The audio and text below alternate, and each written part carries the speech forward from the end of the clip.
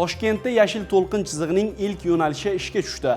Yo'l harakatini tashkil etish markazi mutaxassislar tomonidan Buyuk Ipak yo'li ko'chasining To'ra buva masjididan Salom ko'chasigacha bo'lgan qismida 13 ta chorrahada svetoforlarning o'zaro sinxron ishlashi hisoblab chiqilib, tizim sozlandi.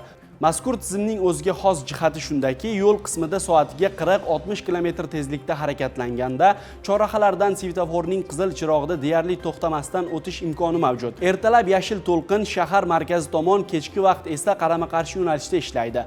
Svetoforlar faoliyatining sinxronlashtirilishi natijasida ushbu yo'nalishda o'rtacha harakatlanish vaqti 8,5 daqiqadan 6 daqiqagacha, ya'ni 29% ga qisqardi. Qarama-qarshi yo'nalishda esa 10 daqiqadan 8 daqiqagacha, ya'ni 20% ga kamaydi. Ayni paytda Toshkentning boshqa ko'chalarida ham yashil to'lqin tizimi joriy etish bo'yicha ish olib borilmoqda. Andijonda bir fuqaro layk uchun mushukni qurilish kotlovaniga uloqtirdi. Bu holat internet foydalanuvchilarining qattiq noroziligiga sabab bo'lmoqda. Ko'pchilik holatga oydinlik kiritib, mas'ullar tomonidan huquqiy baho berilishini talab qilyapti. So'nggi kunlarda bunday holatlar negadir ko'paymoqda.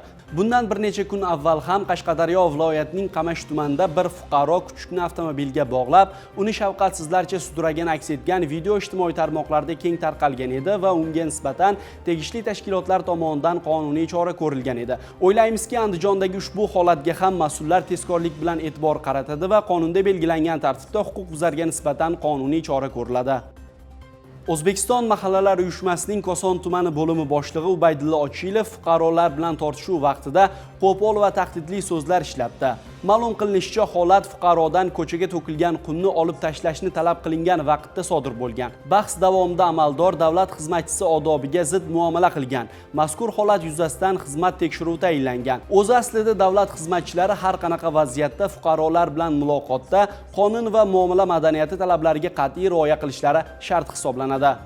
Hozirgacha sizlarga yetkazmoqchi bo'lgan eng tezkor xabarlarimiz shulardan iborat edi. Bizni ijtimoiy tarmoqlardagi rasmiy sahifalarimiz orqali ham kuzatib boring. Xayr, salomat bo'ling.